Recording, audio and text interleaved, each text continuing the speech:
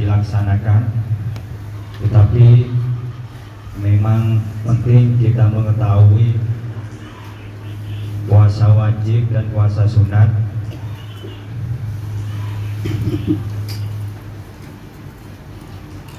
Permulaan puasa ini Allah berfirman di dalam Al-Quran,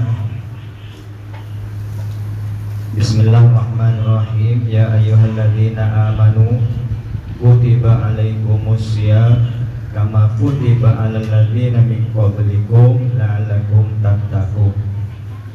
Jadi wahai orang yang beriman, diwajibkan atas kalian berpuasa sama dengan diwajibkan orang-orang yang sebelum kalian, la'allakum tattaqun, kata Allah, agar kalian bertakwa. Ini tujuan puasa, agar kalian tambah takut kepada Allah. Jadi tujuan puasa itu apa yang dimaksud di sini? Takwa, karena dalam diri kita itu ada nafsu amarah. Maka dari itu dengan puasa itu kita agar kita tambah takut kepada Allah. Jadi untuk menahan nafsu amarah yang ada dalam diri kita. Itu tujuan Allah.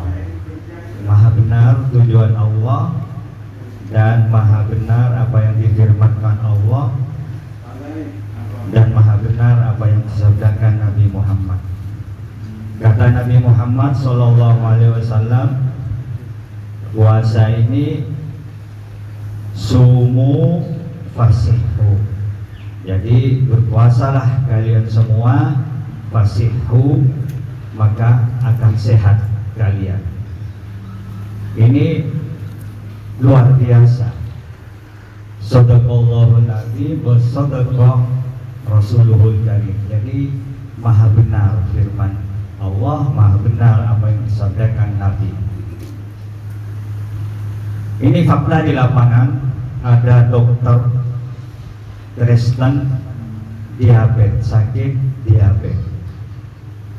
Ini gara-gara sembuh dari penyakit diabetes, sama dokter yang Islam itu disuruh berpuasa Daud, berpuasa sehari, berseling sehari, berpuasa dan puasa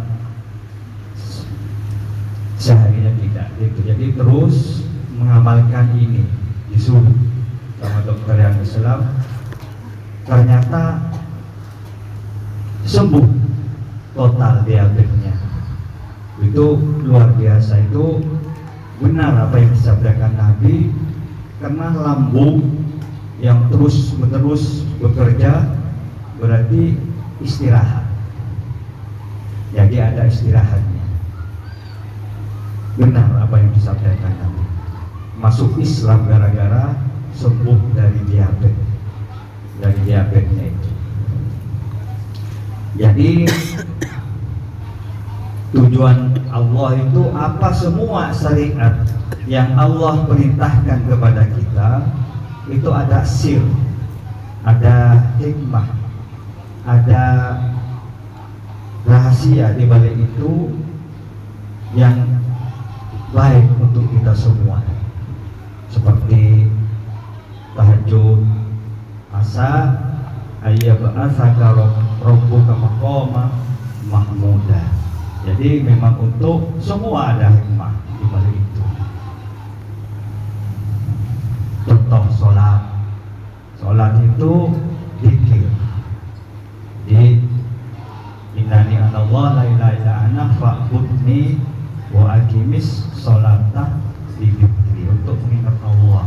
Setelah mengingat Allah, apa kata Allah? Ala bi dzikrillahi tatma'innul qulub. Jadi sirnya sholat itu hikmahnya untuk ketenangan. Jadi kalau kita ada yang tidak sholat, atau anak kita atau ponakan kita, usahakan untuk sholat, karena sholat itu memang sangat penting. Sama dengan sawah tidak dimasukin air, rusak. Rumah ada keluarga yang tidak sholat, harta bukan ukuran, mobil bukan ukuran, tapi akan resah kalau tidak sholat. Sebabnya keluar dari fitrahnya. Jadi selanjutnya kita menjelaskan tentang syarat wajib puasa. Syarat wajib puasa ini yang pertama balik. Seperti wajib berpuasa yang telah balik umur 12 tahun atau orang perempuan yang sudah ada 6 bulan itu wajib berpuasa. Kalau anak-anak kecil masih belum balik itu belum wajib. Tapi kalau sudah nyampe 7 tahun itu diajarin untuk berpuasa. Setelah nyampe 10 tahun belum mau berpuasa, maka ditakut-takuti akan mau dipukul atau bagaimana. Itu saking pentingnya berpuasa supaya kita mau berpuasa. Yang nomor 2 Islam, nomor 3 cukup akal. Jadi kalau orang gila itu tidak wajib berpuasa. Yang keempat kuat berpuasa. Jadi kalau tidak kuat berpuasa itu tidak wajib berpuasa. Seperti orang yang sudah sepuh, orang yang lanjut usia, atau orang sakit yang tidak bisa diharap sembuhnya, itu tidak wajib berpuasa. Tapi tidak wajib qadha, tetapi majal membayar mud setiap hari 6 on gitu. Jadi Islam itu indah luar biasa. Ada jalan keluar, Allah memberi jalan keluar. Jadi batalnya puasa ini penting. Batalnya puasa ini ada 2. Ada yang membatalkan puasa, ada yang membatalkan pahalanya puasa. Ini perlu diperhatikan. Membatalkan puasa seperti biasa, seperti nomor 1 itu makan, minum, terus sudah jelas. Atau yang nomor 2 memasukkan benda ke lubang yang tembusan ke lambung, seperti hidung, memasukkan benda ke hidung atau menghirup terlalu ke dalam, masuknya sekiranya ada tembusan ke lambung itu batal. Seperti masukkan dari hidung, kuping, kubur, dubur disengaja, yang disengaja itu batal. Yang nomor 3 muntah yang disengaja itu batal. Atau berjima meskipun tidak keluar mani itu batal. Yang 5 keluar mani sebab bertemunya kulitnya laki-laki atau perempuan itu batal. Jadi kalau keluar mani karena bermimpi tidak batal. Yang nomor 6 batalnya puasa itu haid, nifas atau murtad, gila, itu batal puasa kita. Jadi sekarang selanjutnya batalnya pahala puasa. Nah ini. Jadi batalnya pahala puasa maksudnya puasanya tetap berpuasa tapi pahalanya 0. Ini sia-sia namanya. Yang didapat cuman ilal ju' wal atas, kecuali lapar dan dahaga. Ini yang membatalkan pahala puasa. Nomor 1 yaitu berbicara yang bohong, dusta. Ini batal pahalanya puasa. Nomor 2 ghibah, ngomongin tetangga, itu batal puasa. Pahalanya puasanya 0. Jadi yang nomor 3 namimah, ahli adu domba, nah itu batal pahala puasanya. Yang keempat, bersumpah palsu, Allahi, padahal tidak, itu batal puasa, pahala puasa kita. Yang lima, melihat orang perempuan dengan syahwat. Itu melihat perempuan dengan syahwat, atau orang perempuan melihat orang laki dengan syahwat, itu batal. Jadi penjelasan hadis Nabi Muhammad SAW yang diriwayatkan Imam Nasai dan Ibnu Majah, kam min shaimin laisa lahu min siyamihi ilal ju' wal atas. Kam min ini artinya banyak betul, min shaimin, dari orang yang berpuasa, laisa lahu min siyamihi, jadi tidak dianggap berpuasa kecuali mendapatkan lapar dan dahaga. Ini kata Nabi. Jadi harus betul-betul fokus menjaga bagaimana sekiranya pahala kita sesuai dengan lapar dan dahaganya, sekiranya kita mendapat pahala dari Allah Subhanahu wa taala. Selanjutnya yang tidak membatalkan puasa, ya ini penting, perlu diketahui. Yang tidak membatalkan puasa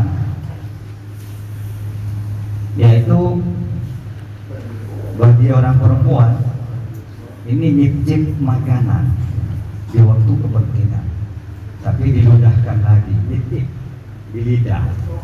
Siapa tahu masak sayur ini cukup garamnya atau keasinan, seumpama dicicip di lidah, nanti diludahkan, itu tidak apa-apa. Yang kedua, yang tidak membatalkan puasa itu suntik, disuntik karena kepentingan sakit atau memang memerlukan, kata dokter, untuk disuntik, itu tidak batal puasa kita. Yang ketiga, celak itu masang hitam-hitam di pinggir mata itu, atau pakai obat mata, itu tidak batal puasa kita. Karena yang disebut membatalkan puasa tadi itu lubang yang tembus menuju lambung, seperti hidung, kuping, dubur, bobol, itu yang tembus menuju lambung. Tapi kalau cuma mata, itu cuma sekedar jatuhnya ke tenggorokan, bisa diludahkan. Maka obat mata itu tidak batal.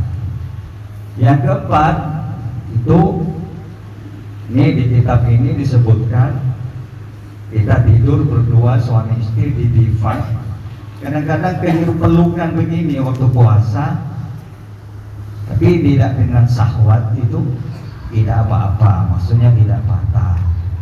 Mencium minyak wangi itu tidak batal.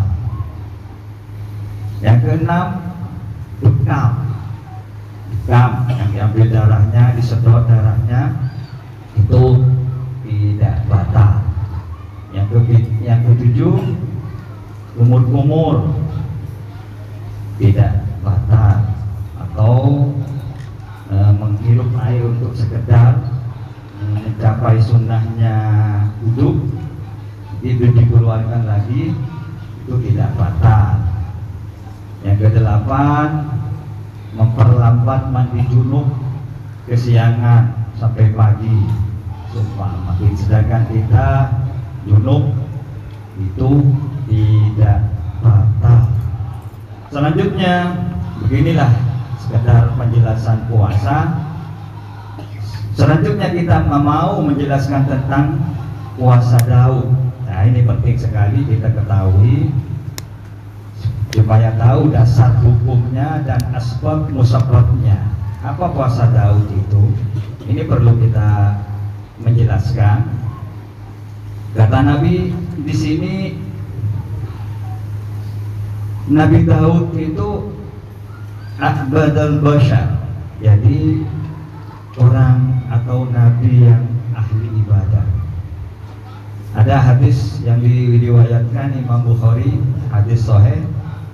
Kata Nabi, qala Nabi Muhammad SAW, ahabbus siyam ilallah siyamu Daud. Yang paling dicinta oleh Allah yaitu puasanya Daud, Nabi Daud. Karena yasumu yauman wa yuftiru yauman. Jadi berpuasa sehari dan berbuka sehari, jadi selang-seling. Itu sangat dicinta oleh Allah. Karena apa? Sesuai dengan tujuan puasa, menahan hawa nafsu, amarah yang ada di dalam diri kita. Yang kedua, untuk menyehatkan badan kita sesuai dengan tujuan Allah dan tujuan Rasulnya. Dan terus hadis ini, wa habbus shalah ilallah sholatu Daud. Yang paling dicinta oleh Allah yaitu sholatnya Nabi Daud. Karena yanamu nisful lail wa yaqumu thulutsail lail. Jadi Nabi Daud itu tidur di pertengahan malam dan bangun sepertiga malam. Itu sangat dicinta oleh Allah. Jadi makanya kita ini Nabi merespon dengan ibadahnya Daud ini, Nabi Daud ini. Makanya mari insya Allah mudah-mudahan Allah bisa mengamalkan untuk kita. Manfaat puasa Daud itu meningkatkan ketakwaan kepada Allah dan meningkatkan kesabaran dalam menghadapi semua cobaan hidup. Nah ini, jadi manfaat puasa Daud meningkatkan ketakwaan kepada Allah dan meningkatkan kesabaran dalam menghadapi semua cobaan hidup. Jadi menahan hawa nafsu dari keserakahan, menahan dari keserakahan nafsu duniawi. Nah ini. Jadi asal usul puasa Daud ini begini. Nabi Daud itu perlu kita ketahui dengan secara gamblangnya. Nabi Daud itu mempunyai istri 99. Ini bukan sedikit ya. Nabi Daud itu mempunyai istri 99. Waktu itu belum ada ketentuan syariat seperti yang umat Nabi Muhammad ya.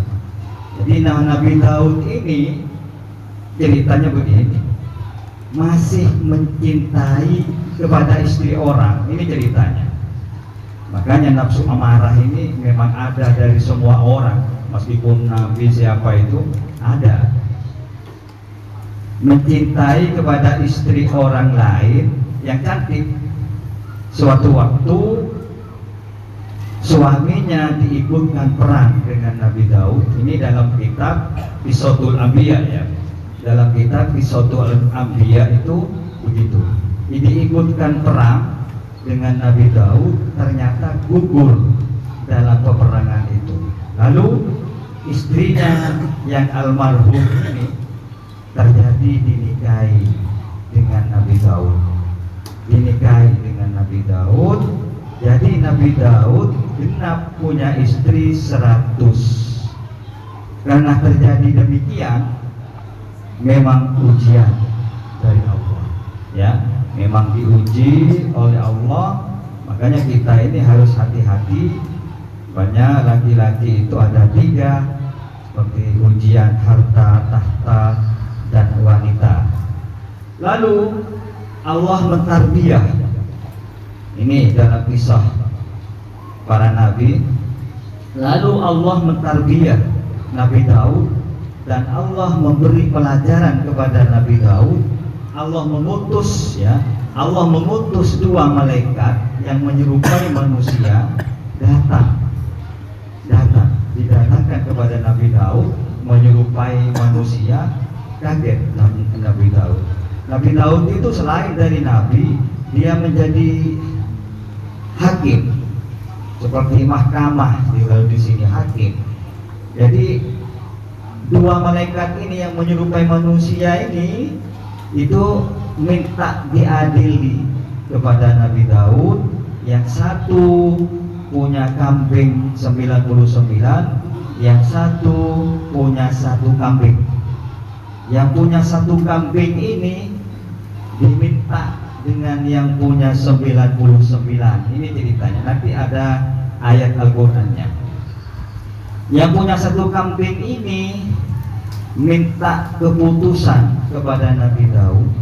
Jadi kisah ini Allah berfirman di dalam Al-Qur'an surah As-Sadd. Mari kita buka bersama, nanti dibacakan. Kisah ini Allah berfirman dalam Al-Quran surat As-Sadd ayat 22 sampai ayat 24. Ya. Nah, nanti di sana setelah tahu bahwa itu betul tarbiyah dari Allah, lalu Nabi Daud ini bersujud. Bahwa tahu bahwa Nabi Daud ini pendidikan dari Allah, teguran dari Allah, ya. Ini Nabi Daud ini bersujud kepada Allah, bertobat, mengamalkan puasa seperti yang dicontohkan ini. Jadi supaya amarahnya, nafsu amarah tadi yang mau istrinya orang yang mau apa itu sadar, dia jadi mengamalkan puasa seperti yasumu yauman wa yuftiru yauman. Jadi mengamalkan ini. Tapi itu nilainya termasuk tinggi, banyak sesuai dengan apa yang difirmankan Allah, apa yang disabdakan oleh Nabi. Jadi untuk umat Nabi Muhammad ini bagus kalau untuk mengamalkan. Maka dari itu mari kita baca nanti ayat Sadd ayat 22 dan ayat 24. Nanti ini sangat erat hubungannya dengan majelis ini, dengan kita semua untuk menahan nafsu amarah kita. Nanti guru kita yang menjelaskan secara detail kepada kita semua, dan mudah-mudahan Allah memberi kepahaman untuk kita semua supaya kita amalkan. Wa'afu minkum. Assalamualaikum warahmatullahi wabarakatuh.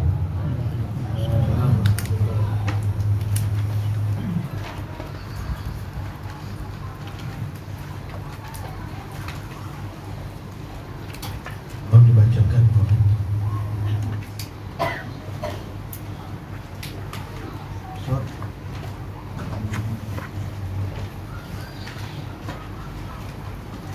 Ayat 22 sampai 24.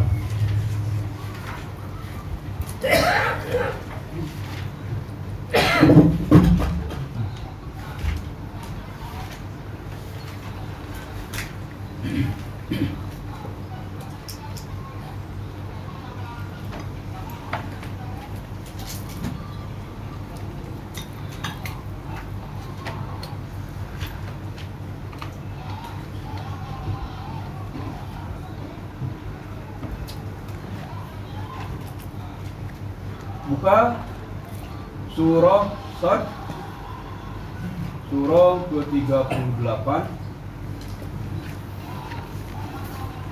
ayat 22 sampai ayat 24.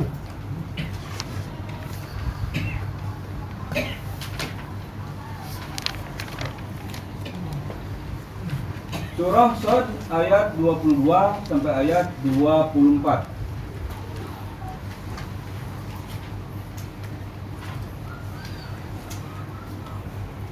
أعوذ بالله من الشيطان الرجيم. بسم الله الرحمن الرحيم.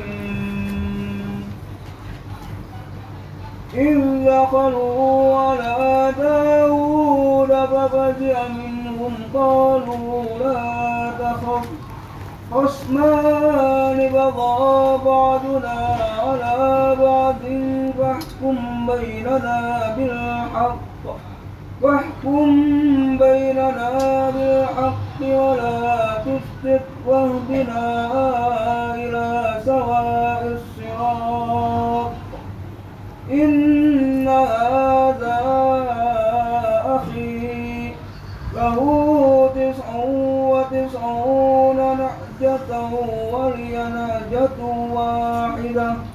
فقال أكفلنيها وعزني في الخطاب قال لقد ظلمك بسؤال نعجتك إلى نعاجه وإن كثيرا من الخلطاء ليبغي بعضهم على بعض إلا الذين آمنوا وعملوا الصالحات وقليل ما هم وظن داود أنما فتناه فاستغفر ربه وخر راكعا وأناب صدق الله العظيم اللهم ارحمنا بالقرآن. Artinya ketika mereka masuk menemui Daud, lalu dia terkejut karena kedatangan mereka. Mereka berkata, janganlah takut, kami berdua sedang berselisih. Sebagian dari kami berbuat zalim kepada yang lain. Maka berilah keputusan di antara kami secara adil dan janganlah menyimpang dari kebenaran, serta tunjukilah kami ke jalan yang lurus. Sesungguhnya saudaraku ini mempunyai 99 ekor kambing betina dan aku mempunyai seekor saja. Lalu dia berkata, serahkanlah kambingmu itu kepadaku, dan dia mengalahkan aku dalam perdebatan. Nabi Daud berkata, sungguh dia telah berbuat zalim kepadamu dengan meminta kambingmu itu untuk ditambahkan kepada kambingnya. Memang banyak di antara orang-orang yang bersekutu itu berbuat zalim kepada yang lain, kecuali orang-orang yang beriman dan mengerjakan kebajikan. Dan hanya sedikitlah mereka yang begitu. Dan Nabi Daud menduga bahwa kami memujinya. Maka dia memohon ampunan kepada Tuhannya, lalu menyungkur sujud dan bertobat. Wallahu a'lam. Saya persingkat apa yang menjadi pembahasan kaitan Sot 23-24. Dulu pernah saya masih muda bujang, dan puasa Nabi Daud sudah lama sekarang ini. Kemudian walidi, orang tua saya, habis saya panggil saya, sini katanya, duduk sini. Tujuanmu apa puasa Nabi Daud? Ditanya sama namanya orang tua saya bahwa puasa Nabi Daud itu puasa taubat. Apa saya bilang itu puasa taubat. Kamu harus melakukan apa? Dia bertanya nih, orang itu berpuasa itu Senin Kemis dan bulan atas. Orang dulu itu kalau puasa itu Senin Kemis dan bulan atas. Ya, bulan Hijriah itu pertengahan itu, Ayamul Bid. Kalau kurang baru itu. Kalau kamu baca puasa Nabi Daud ini, kamu ada apa? Bertanya orang tua saya. Tidak, saya sunnah, katanya puasa terbaik, puasa sunnah yang paling dicintai Allah. Iya, orang tua saya. Apa saya itu? Ini bertanya-tanya. Artinya gini ya. Berkaitan dengan tadi bahasa puasa. Artinya seperti ini. Puasa Nabi Daud itu nanti dulu. Puasalah Senin Kemis dan Ayamul Bid itu. Jangan puasa Nabi Daud dulu gitu maksudnya. Senin Kemis dan Ayamul Bid gitu.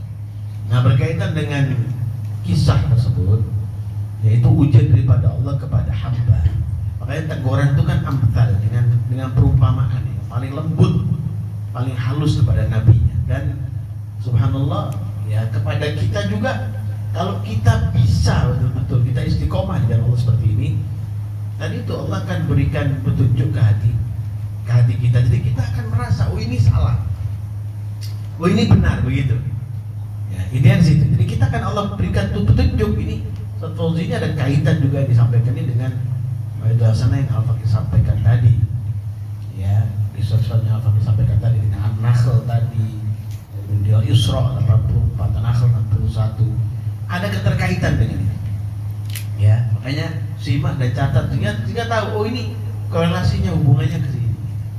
Jadi nggak sembarang ya menyampaikan itu terus, karena memang itu saya perintahkan itu ada korelasinya dengan apa yang sudah saya sampaikan. Jadi tidak sampai ke mana-mana.